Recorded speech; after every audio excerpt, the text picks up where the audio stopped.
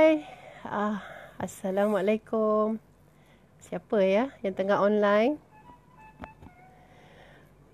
Ini cubaan live saya kali ketiga. Yang tadi semua tak keluar.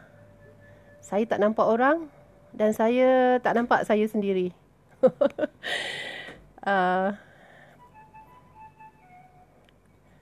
Apa khabar? Saya tak nampak ni siapa yang tengok ya. Hai Cik Baha. Kawan lama saya di Amico Chemical Malaysia BP waktu di Gebeng. Apa khabar Cik Baha sekeluarga? PKP ni macam mana? Semua sihat ya? Okey, siapa lagi? Sementara tunggu masuknya waktu Zohor, saya cubalah beranikan diri live kan. Hai Umisu, Cik Puan apa khabar? Thanks for waving and watching. Saya ni sebenarnya berdebar-debar ni.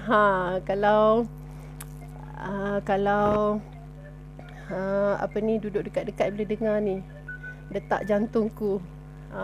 Saya ni sebenarnya anak saya cabar saya live.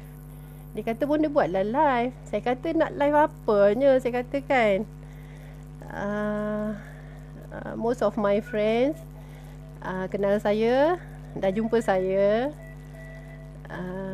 Saya nak live apa? I'm not the artis ke kan. Tak payah live. Tapi anak saya kata bunda live lah, bunda baca buku cerita kanak-kanak je. So saya punya level is just untuk baca buku cerita kanak-kanak. Tapi bukan kata buku cerita kanak-kanak ni sesuatu yang yang tak bagus ya. Sebab bukan semua orang pandai membaca buku cerita untuk kanak-kanak ya. Saya memang salute kawan-kawan saya yang hebat buat live, bacakan buku cerita dan kongsi banyak perkara. Saya ni dalam kategori orang yang tak berani. Assalamualaikum semua yang baru masuk. Hai Acik. Jual ikan kering pun boleh. Okey, hari ni tak ada ikan kering dalam bilik ni. Nanti satu bilik bau. Tak ada ikan kering, lain kali saya jual. Jangan cabar. Okey. Siapa lagi? Hai Lipan Bara. Jangan sengat saya, okey? Nanti tak boleh nak live.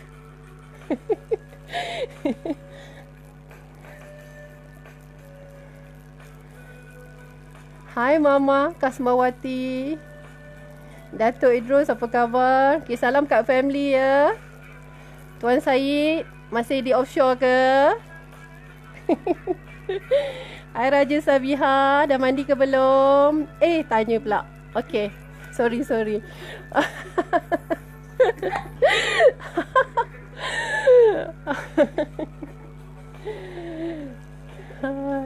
Okey. Kita nak share topik apa? Ada apa-apa nak tanya saya tak? Wah, macam banyak sangat boleh jawab ni. Suruh orang tanya.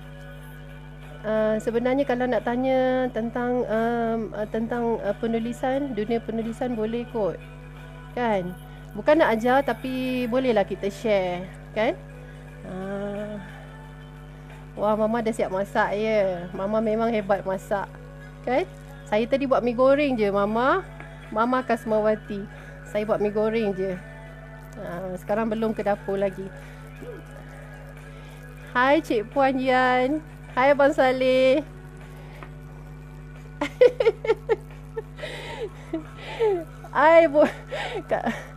Mama tak jadi tempah baju sari. Okay, let's everyone know.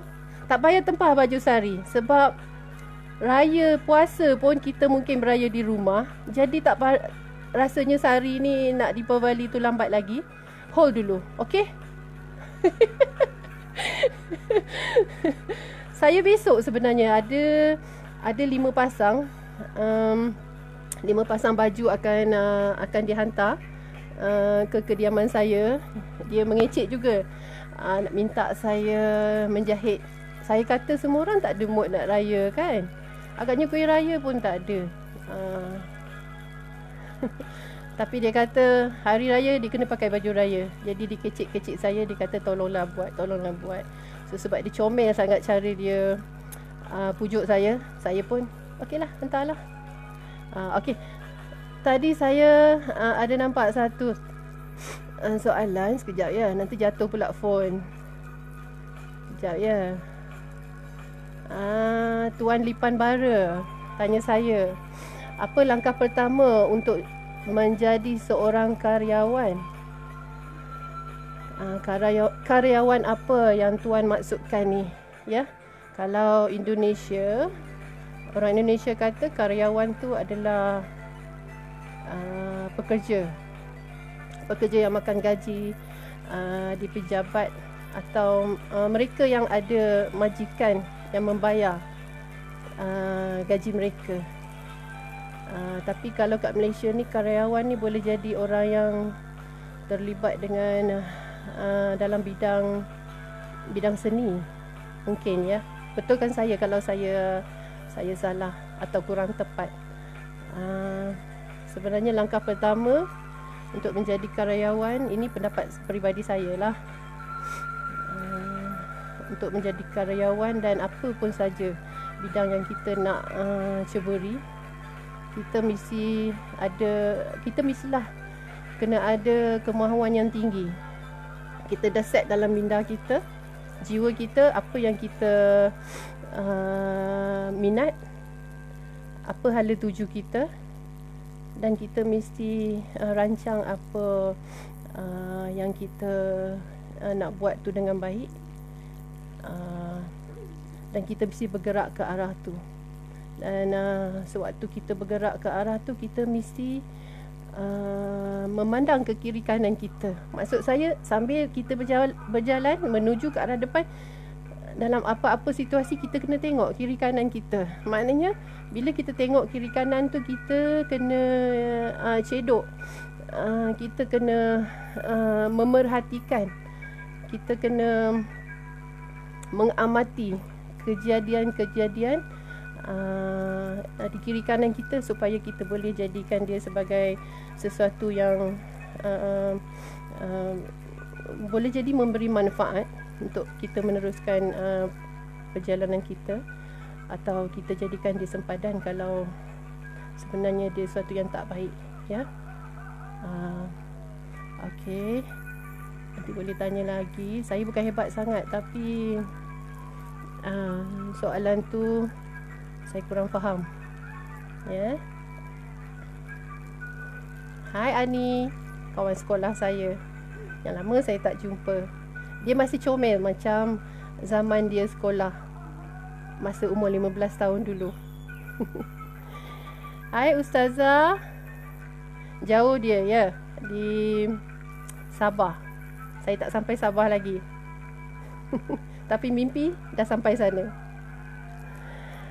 Hai Tuan Madun, apa khabar? Terima kasih. Hai Yulia, hari ni buat rendang tak?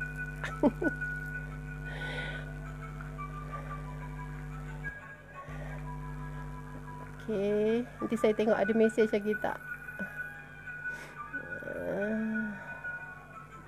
Okey, baju raya lagi. Okey Ustazah, Sofia semuanya dari Labuan ya. Okey, terima kasih Ustazah. Jaga diri. Hai Hisham, apa khabar? Etun, apa khabar? Hai Jiha, hari ni buat ke tahu bergedil? Sale bagus hari ni Jiha. Bonda doakan awak berjaya dalam bisnes, sihat ya, sihat satu keluarga, dan bahagia hingga hujung nyawa. Dia suka, memang selut kalau budak-budak yang muda-muda ni kan, dia suka mencuba tau. Dia cuba dan dia dicekal. InsyaAllah orang macam tu adalah orang-orang yang akan berjaya di penghujung, ya.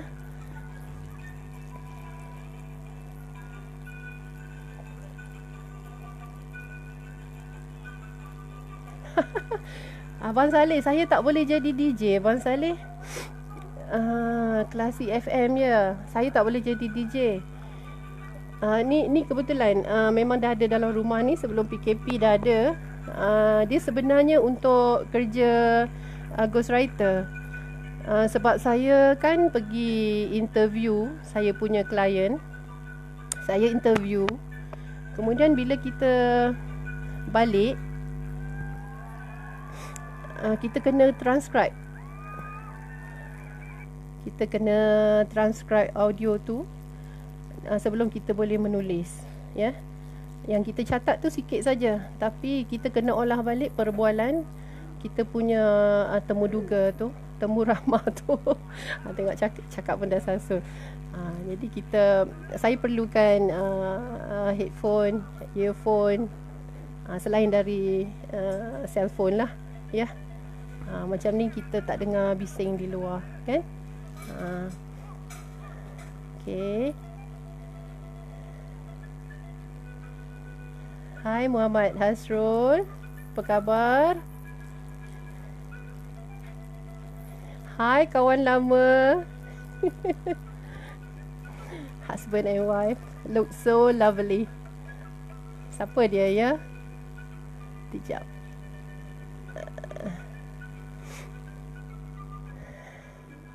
Sekejap saya tengok nanti. Jangan kecil hati saya tak sebut nama. Okey, tak ramai boleh sebut nama. Hai Kanda Sri. Tengok ni anak mak tengah belajar buat live.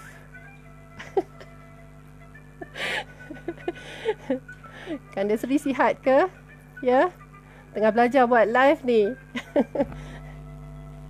Just to say hello to everyone sebenarnya kan. Bosan juga kalau kita tak keluar. Kita tak jumpa orang. Sebenarnya bercakap depan phone ni pun dia tak sama. Sebab kita bercakap dia macam cakap dengan dinding lah. Dan pelik kan. Sebab kita tak nampak orang wujud depan kita. Macam tu. Tapi Alhamdulillah bila ada respon tu kita tahulah someone is watching. Ada bagi love. This is for you. Okay, tak cukup 2. For you. Okay, 1:07 minit. 1:10 minit saya stop ya. Nanti boleh tulis apa nak saya kongsi di bawah, komen-komen dekat bawah. Nanti saya cuba live lain masa kita boleh share. Mungkin hal-hal yang berkaitan dengan penulisan lah ya. Okey, selamat datang sahabat-sahabat yang baru. Ada kawan lama saya lah dekat di sini ramai ya. Sama tak saya dengan 10 tahun dulu? Tu diorang je tahu.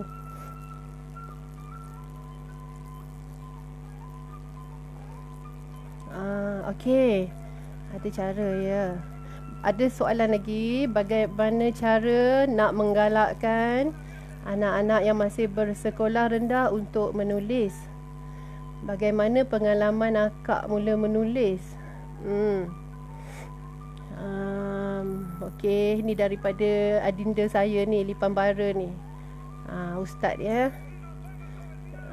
Okey. Thank you. Okey. Ada assistant hantar soalan. Tolong tulis soalan. Okey. Okey, ni dari pengalaman saya lah. Mungkin pengalaman ni dia tak sama dengan semua orang ya. Secara general lah.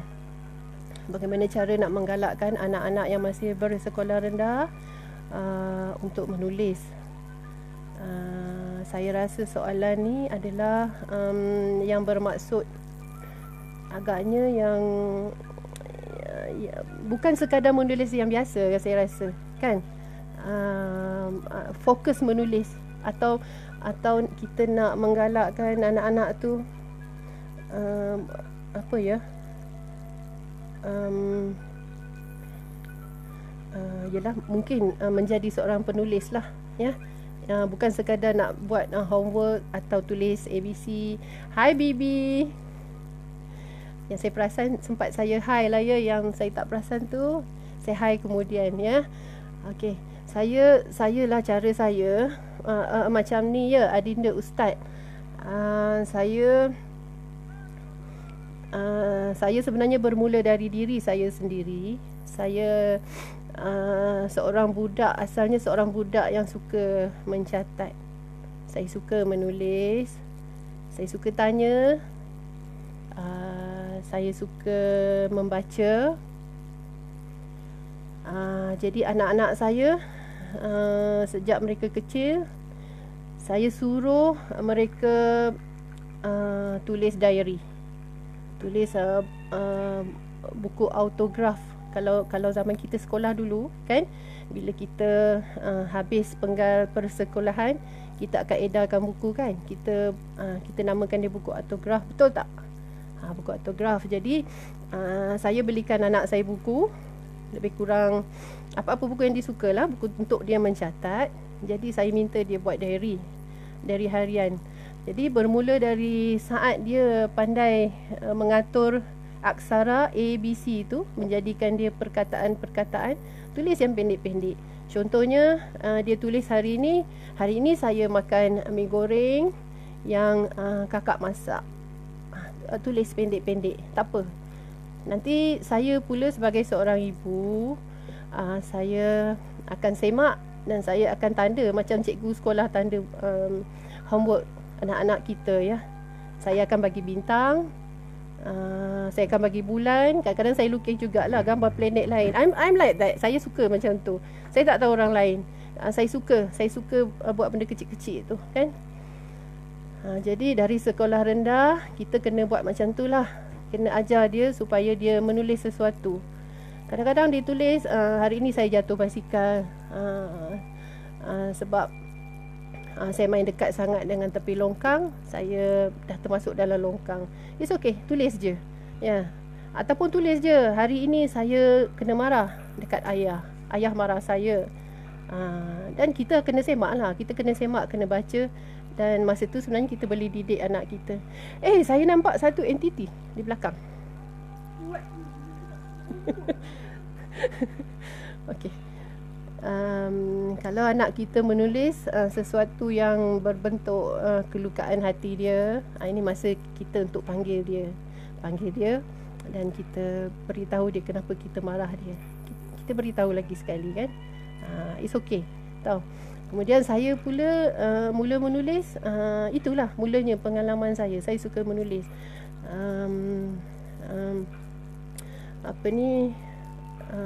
Dulu masa zaman sekolah, saya ada ramai pen pal. Saya rasa ramai orang macam saya jugalah yang mungkin seusia dengan saya. Tahun 80-an, 90-an mungkin dah tak ada dah kan.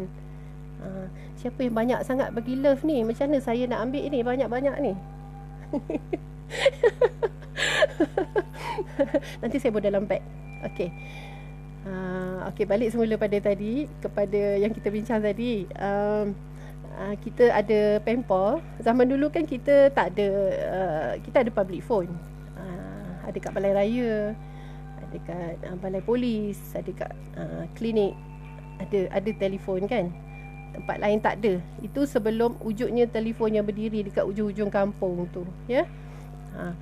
Jadi masa tu kita ada majalah. Jadi saya sukalah cari dalam majalah tu yang nampak ni, muka ni lebih kurang usia saya je, tengok tarikh lahir dia, okey saya hantar. Jadi pen pal saya ada di banyak negara. Bukan saya tak suka kawan dengan orang yang dekat-dekat saja. Saya ada kawan di Sabah Sarawak, ada luar negara. Masa itulah kita belajar menulis bahasa Inggeris kan. Okey, kita tak pandai bahasa Inggeris pun tak apa. Dia orang pun tak pandai bahasa Malaysia. Jangan bimbang. Okey. Hai Kak Cik. Okey, adinda saya masuk. Macam itulah pengalaman saya mula menulis. Sebenarnya kita, orang yang nak menulis ni, dia tak boleh berhenti menulis. Dia tak boleh berhenti membaca buku. dia tak boleh berhenti bertanya. Siapa yang ketawa tu? Dia tak boleh berhenti berkongsi, shared learning tu. Ya. Macam tu cara dia. Ya. Okey. Harap dia dah menjawab sedikit, memberi sedikit info. Ya. Nanti boleh tanya. Mungkin tak tepat ni, first time ni dia gemuruh dia lain macam. Nasib tak orang tak dengar kan. Kalau orang dengar ni mesti ramai suruh saya pergi hospital. Sebab takut saya pengsan. Ya. Penulis kan. Jadi asalnya nak jadi penulis mesti ramai yang bermula dari bawah, dari seawal usia. Ada juga penulis ni bakatnya dia belajar, dia pergi masuk universiti. Dia penulis biasanya saya share lah ya. Penulis biasanya kalau buat karangan, kalau buat esei masa sekolah, dia mesti dapat A+ ya. Kalau seseorang tu tak minat membaca, kita tengok anak kita ni tak sama kan. Kalau dia tak minat membaca, dia minat main bola je, atau dia minat panjat pokok je, dia tak minat duduk baca buku, menulis atau buat benda-benda yang diam-diam senyap-senyapan ni, dia tak minat kan. Kita memang tak boleh nak suruh dia menulis. Dia tak akan menjadi.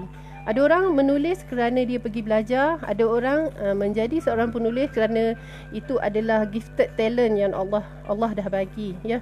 Sama juga orang yang jadi pelukis, penyanyi, ada gifted talent tapi dia mesti kena pergi polish bakat dia tu ya. Okey, itu satu anugerah. So siapa yang ada anugerah macam tu, kita bersyukur. Macam saya rasa saya lebih kepada anugerah, tapi saya bukan seseorang yang tak pergi belajar. Saya pergi share, pergi intip. Walaupun kat kelas tu saya pergi, dia ajar 10 perkara, saya dah tahu 8, tapi 2 saya tak tahu. Jadi saya akan absorb 2 tu. Ya.